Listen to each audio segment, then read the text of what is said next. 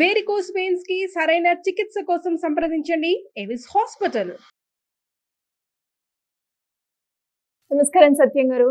నమస్తే నమస్తే. సో ఫ్రాంచైజ్లో మనకి వీట్ గ్రేస్ గురించి రకరకాల ప్రశ్నలు అయితే వస్తూ ఉన్నాయి. సార్, ఒకవేళ మేము ఒక రూమ్లో చేసుకోవచ్చా, చేసుకుంటే దానికి స్పేస్ ఎంత కావాలి, లేదు మేము టెర్రస్ మీద చేసుకోవాలి అనుకుంటున్నాము, దానికి పైన ఏ రకంగా మేము డెవలప్ చేసుకోవాలి, దానికి సంబంధించిన మెటీరియల్ కావచ్చు, ఇన్ఫ్రాస్ట్రక్చర్ ఎలా ఉంటుంది, ఇలా క్లియర్గా అడుగుతూ ఉన్నారు సార్. ఎలా ఉంటుంది సార్? ఓకే, మంచి ఆలోచన. ఎవరైతే మీకు ఆ డౌట్ చెప్పారో వాళ్ళకు ఒక మంచి ఇన్ఫర్మేషన్ ఇస్తాను. ఎలా అంటే, ఒక గోధుమ గడ్డి మొక్క పెరగడానికి చల్లని వాతావరణం ఒకటి, బయట పొల్యూషన్ లేకుండా, సన్లైట్ పడకుండా, మంచి ఆ వెంటిలేషన్ నుంచి వచ్చే ఫ్రెష్ గాలి వచ్చిపోతూ ఉన్న ఎలాంటి రూమ్లో అయినా పెంచుకోవచ్చు. ఒక చిన్నపాటి రూమ్ ఉన్నదనుకోండి, దాదాపు అంటే ఒక 10 మీటర్స్ బై 6 మీటర్స్, అంటే ఒక 30 ఫీట్స్ పొడవుగా ఉండి 10 to 20 ఫీట్స్ వెడల్పు ఉన్న చిన్నపాటి రూమ్లో కూడా బ్రహ్మాండమైన యూనిట్ పెట్టుకొని బిజినెస్ చేయొచ్చు. అంటే ఒక ఫ్యామిలీ నివసించే రూమ్లో ఒక కిచెన్, ఒక బెడ్రూమ్, తర్వాత ఒక హాల్ ఉంటుంది. హాల్లో దాదాపు అంటే ఒక 5-10 మంది మనం కూర్చుని మాట్లాడుకోవడానికి ఉండే స్పేస్ ఎలా ఉంటుందో అలాంటిది వాళ్ళకి ఎక్కడైనా అనుకూలంగా మంచి పైన స్లాబ్తో ఉండి చుట్టూ ఓపెన్ గోడలు పెట్టకుండా ఓపెన్గా ఉన్న ఖాళీ స్లాబ్తో ఉన్న ఫ్లాట్ దొరికినా సరిపోతుంటుంది వాళ్ళకి. ఎందుకంటే పైన ఆల్రెడీ హై టెంపరేచర్తో పాటు రెయిన్ ప్రాబ్లం, చలికాలం ఉండేది అన్నిటిని కూడా ఆ స్లాబ్ కవర్ చేస్తుంటుంది. కాబట్టి దానికి చుట్టుపక్కల మనం టెంపరేచర్ కవర్ అయ్యేది ఒక గ్రీన్ మ్యాట్ని తీసుకొని, అది సమ్మర్ సీజన్లో మనం దానికి 90% టెంపరేచర్ కంట్రోల్ చేసేది 2 లేయర్స్ తోటి మనం చుట్టూ రౌండ్ క్లోజ్ చేస్తుంటాం.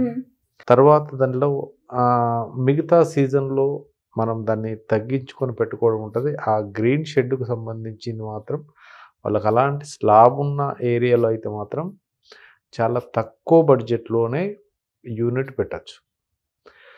దానికి కావలసిన ఏదైతే ఉందో వీట్ గ్రాస్ మనం పెంచడానికి ముఖ్యంగా మొదటిది స్టాండ్స్ మనం ఉపయోగించుకోవాలి.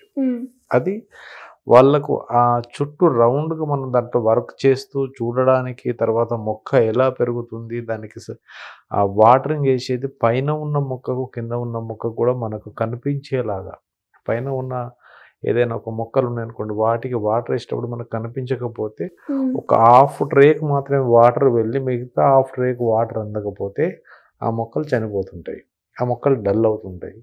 లేదనుకుంటే ఆ మొక్క గ్రోత్ తగ్గి ఈ వాటర్ ఉన్న మొక్క గ్రోత్ పెరుగుతుంటుంది. కాబట్టి కనిపించేలాగా ఏ హైట్లో పెట్టుకోవాలి, దానికి తీసుకోవాల్సిన జాగ్రత్తలు, ఆ స్టాండ్ యొక్క పరిమాణాన్ని, తర్వాత ఆ స్టాండ్కు మధ్యలో ఎంత గ్యాప్ ఉండాలి, ఆ స్టాండ్ యొక్క కొలతలను కూడా ఈ ఫ్రాంచైజ్కు సంబంధించిన దాంట్లో తీసుకోవాల్సిన వాళ్ళకు దాన్ని డీటెయిల్గా చెప్పడం జరుగుతుంటుంది.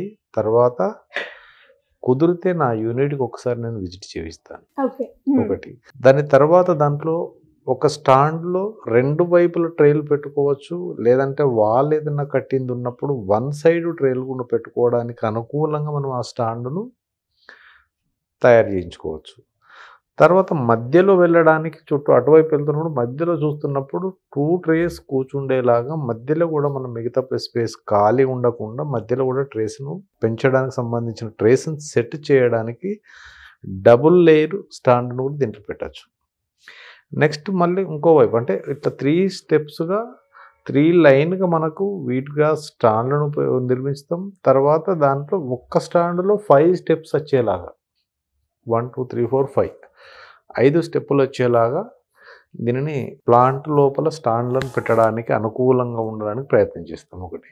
రెండవది ఏంటంటే దాంట్లో ట్రేస్ని ఎలా పెట్టాలి, ఎంత గ్యాప్లో పెట్టాలి, ట్రేలలో ఆ లేవల్ను చూడాల్సిన బాధ్యత మనకు ఉంటుంది. ఒక ట్రేలో ఇప్పుడు ఏదైనా చాలామంది చేస్తుంటారు ఏంటంటే ట్రేలను పెంచినప్పుడు ఒకటి ఇట్లా ఫోల్డ్ అవ్వడం కానీ లేదంటే ఇటు ఫోల్డ్ అవ్వడం కానీ ఏదో ఒకటి జరుగుతుంటుంది. అలా ఉన్నప్పుడు ఏంటంటే ఈ ట్రేలో వాటర్ వేసినప్పుడు ఇక్కడ ఉన్న వాటర్ అన్నీ డౌన్ ఉన్న ఏరియాకి వెళ్ళి అక్కడ స్టోర్ అవుతుంటాయి.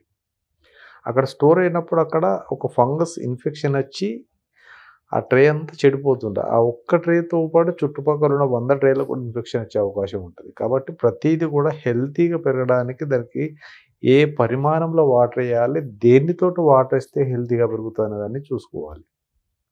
దాన్ని కూడా చెప్పడం జరుగుతుంటుంది. తర్వాత ఆ ట్రేలో మొక్కలు పెంచడానికి వాడేది ఈ రోజుల్లో చాలా ఈజీగా, నేను ఫస్ట్ పడ్డ కష్టంలో ఒక రెడ్ సాయిల్ మట్టిని ట్రక్కుల్లో తెప్పించి లేబర్తో దాన్ని ఒక 5-6 మెంబర్స్ లేబర్ తీసుకొచ్చి మళ్ళీ దాన్ని ఒక చోట స్టోర్ పెట్టుకొని తర్వాత దాన్ని ఎవ్రీడే లేబర్ తోటి మళ్ళీ ట్రేలో ఫిల్ చేసేది. అది చాలా పెద్ద ప్రాసెస్ ఉండే. తర్వాత మొక్క పెరిగిన తర్వాత ఒక్క ట్రే యొక్క వెయిట్ 6 to 7 kgs బరువు పెరిగేది. కానీ ఇప్పుడు అలాంటిది కాకుండా చాలా తేలికపాటి ఒక 100 నుంచి 200 గ్రాముల లోపే ట్రేలు కట్ చేసేలాంటి, మనకు ఎలాంటి మందులు లేకుండా ఎలాంటి కెమికల్తో తయారు కాకుండా దొరికేది మార్కెట్లో కోకోపీట్ బ్రిక్స్ కానీ కోకోపీట్ దొరుకుతున్నది. అది ఒక్కసారి తీసుకుంటే ఎన్ని రోజుల వరకు వస్తుంది సార్? 2 సంవత్సరాల వరకు స్టోర్ ఉంటుందండి. ఓకే. ఒక్కసారి తీసుకున్నది 2 నుంచి 3 సంవత్సరాల వరకైనా స్టోర్ ఉంటుంది. 10 సంవత్సరాలైనా చెడిపోయేది కాదు తడిసిపోకుండా ఉంటే. దాన్ని ప్రతిరోజు మనకు ఎంత అవసరం ఉందో అంతే తీసుకొని దాన్ని వాటర్లో నానబెట్టి పౌడర్గా తయారు చేసుకొని దానిని ఈ స్పౌటింగ్ చేయడానికి సంబంధించింది ఏదైతే ఉంటుందో ఆ మొలకలు నాటడానికి దీన్ని అనుకూలంగా చేసుకొని అప్పుడు మొలకలు చేసే విధానంలో మనకు 10 to 12 అవర్స్ మనం గింజలు నానబెట్టిన తర్వాత 24 అవర్స్ తడిగుడ్డలో మూట కట్టిన తర్వాత మంచి స్ప్రౌట్స్ కమ్మని వాసనగా వస్తుంటాయి. అలాంటి స్ప్రౌట్స్ను ఈ కోకోపీట్లో ఎలా నాటాలి, నాటిన తర్వాత దానికి మళ్ళీ ఆ మొక్క సేఫ్గా ఉండడానికి తీసుకోవలసిన 36 అవర్స్ దాన్ని ఎలా కేర్ తీసుకోవాలి. 36 గంటల తర్వాత మొలక గ్రీన్గా బయటికి వస్తుంటుంది. అక్కడి వరకు వచ్చేంత వరకు ఈ కోకోపీట్ను మన జాగ్రత్తలన్నింటినీ కూడా ఎవరైతే ఈ బ్రాంచెస్ బిజినెస్ చేయాలని ఆలోచన ఉన్న వాళ్ళకి యూనిట్ ద్వారా క్లియర్గా చెప్పడం జరుగుతుంది. సో మరి యూనిట్ గురించి కావచ్చు, లేదంటే ఈ వీటిగ్రాస్ బిజినెస్ ఒక ఫ్రాంచైజ్ గురించి డీటెయిల్గా తెలుసుకోవాలి అంటే ఎలా అప్రోచ్ అవ్వాలి సార్?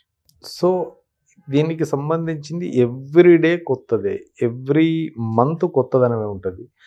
డీటెయిల్స్గా తెలుసుకోవాలంటే ఏ రోజు ఎలాంటి టెంపరేచర్ ఉంటుందో తెలియదు. కాబట్టి ప్రతి టెంపరేచర్లో పెంచడానికి సంబంధించింది ఇన్ఫర్మేషన్ కావాలి అనుకున్న వాళ్ళకు ప్రతి ఒక్కరు కూడా కింద స్క్రోల్ అవుతున్న నంబర్కి కాల్ చేసి చెప్తే దాని ప్రకారంగా అపాయింట్మెంట్ తీసుకొని వాళ్ళకి డీటెయిల్గా చెప్పడం జరుగుతుంటుంది. సైట్ విజిట్ చేయడం కూడా జరుగుతుంటుంది. సార్ మరి ఎవరికైనా కూడా ఇలా కల్టివేషన్ గురించి కావచ్చు, నాకు ల్యాండ్ ఉంది, ఏది ఇన్వెస్ట్ చేస్తే ఏ పంట ఇప్పుడు ప్రజెంట్ నేను పండిస్తే నాకు లాభాలు వస్తాయి అన్న పూర్తి వివరాలు తెలుసుకోవాలి అనుకునే వాళ్ళు మిమ్మల్ని ఏ రకంగా అప్రోచ్ అయ్యే ఛాన్స్ ఉందంటారు? కింద స్క్రోల్ అవుతున్న నంబర్ కాల్ చేస్తే సరిపోతుంటుంది. నేను అపాయింట్మెంట్ ఇస్తాను. తర్వాత ఇప్పుడున్న జనరేషన్లో దాదాపు అందరూ సాఫ్ట్వేర్లు, తర్వాత రకరకాల ఉద్యోగాల్లో ఏసీ రూమ్లో కూర్చుండి, తర్వాత హోటల్ ఫుడ్ తింటూ, తర్వాత ఎలా పండించిండు, ఒక రైతు యొక్క కష్టం ఎలా ఉంది అనేది కూడా తెలుసుకుంటూ దానిని ఒక ఫుడ్ను వేస్ట్ చేయకుండా ఉండాలనే ఆలోచన కలగాలి అనుకుంటే ఎవ్రీ వీక్ లేదంటే మంత్లీ ఒక్కసారి ఒక వీకెండ్లో ఒక ఫార్మర్ లైఫ్ స్టైల్ను చూడడానికి వెళ్ళండి. అక్కడ వాళ్ళ ఫార్మర్ తినే భోజనం కానీ ఫార్మర్ పడే కష్టం కానీ ఒక 2 గంటలు టైం స్పెండ్ చేసి ఆ ఫార్మర్ యొక్క వ్యవసాయ క్షేత్రాన్ని చూసి అక్కడ తెలుసుకొని మీకేదైనా ఐడియా ఉంటే, మీకేదైనా కొత్త స్థలాలున్నా వ్యవసాయ భూములున్నా ఎలాంటి పంటలు పండించడానికి మీకు ఆలోచన ఉంటే నన్ను సంప్రదించితే నేను పూర్తిగా దాని యొక్క పండించే విధానం, ఆ యొక్క వ్యవసాయ భూమిలో అక్కడ ఉన్న భూసార పరీక్షను చేసిన తర్వాత అక్కడ ఎలాంటి పంటలు పండించవచ్చు, దానికి అనుకూలంగా ఉండే పంటలకు నేను సలహా ఇస్తానండి. Thank you sir. Thank you so much. Thank you so much. Suman టీవీలో మీ పర్సనల్ అండ్ బిజినెస్ ప్రమోషన్స్ కోసం కింది నెంబర్కి కాంటాక్ట్ చేయండి.